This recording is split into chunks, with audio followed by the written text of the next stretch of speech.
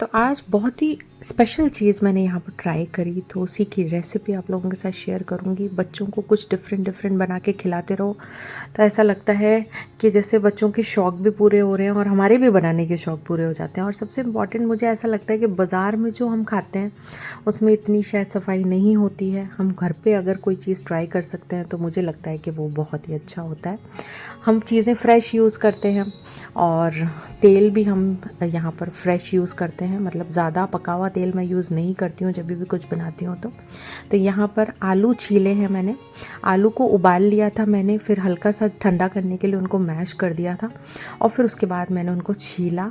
क्योंकि यहाँ पर मैं आलू का मसाला रेडी कर रही हूँ, उसके लिए मैंने जीरा डाला, हरी मिर्च कटी हुई डाली। मेरे बच्चे बड़े हैं तो मैं हरी मिर्च डालती हूँ, हरी मिर्च का फ्लेवर बहुत ही अच्छा लगता है।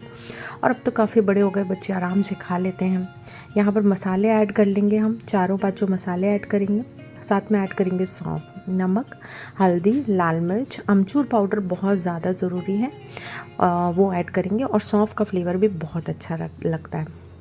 मसाला बनने के बाद खूब अच्छे से उसको आप पका लो गैस पर। यहाँ पर जल्दी नहीं करनी है, हमको खूब अच्छे से पकाना है। पकने के बाद उसमें खूब सारा हरा धनिया डालेगा। हरे धनिया का फ्लेवर बहुत ही टेस्टी लगता है। बच्चों ने इतनी शौक से खाई, मैं आपको क्या बताऊँ कि मतलब मेरे जो पसीने टपक रहे थे ना बनाते वक्त, क्योंकि हमारे यहाँ इतनी गर्मी हो रही है, वो सब मेरे पसीने यहाँ उड़ गए, एकदम छू हो गए। जब बच्चों ने इतनी शौक से खाई ना तो मुझे मज़ा आ गया। तो यहाँ पर मैंने आटा लिया है, आप मैदा में भी बना सकते हो। डाला है नमक और अजवाइन, और साथ में मोइन के लिए यहाँ पे मैंने तेल डाला है। मसाला जब तक मैं ठंडा होने के लिए प्लेट में निकाल देती हूँ, क्योंकि प्लेट में ठंडा हो जाएगा मसाला तो भरने में बहुत आसानी रहेगी।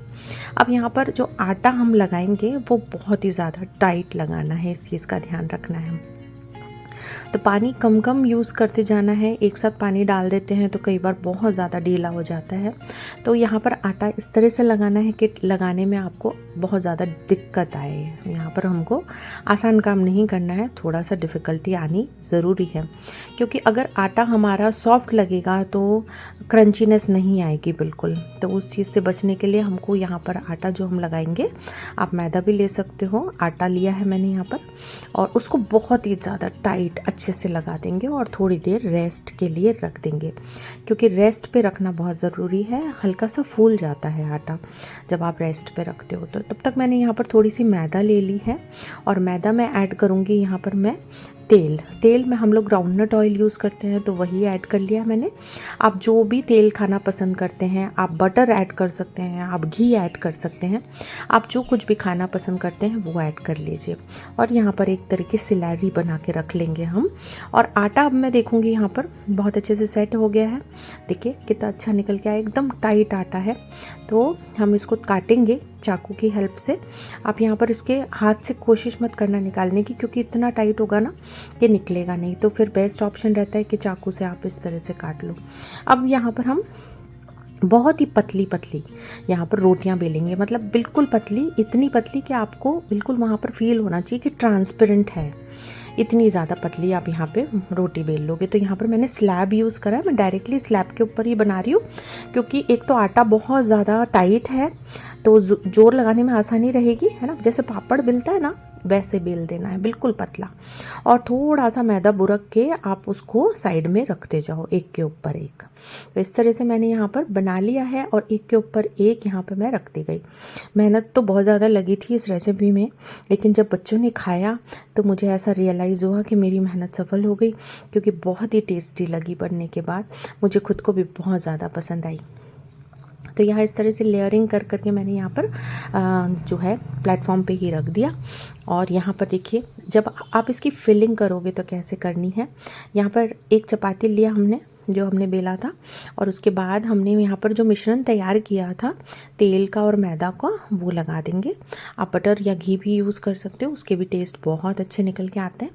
और उसके बाद हम इस पर एक एक करके जो यहाँ पर जितनी लेयर हमको चाहिए उतनी लेयर हम यहाँ पे चपाती की ऐड कर देंगे।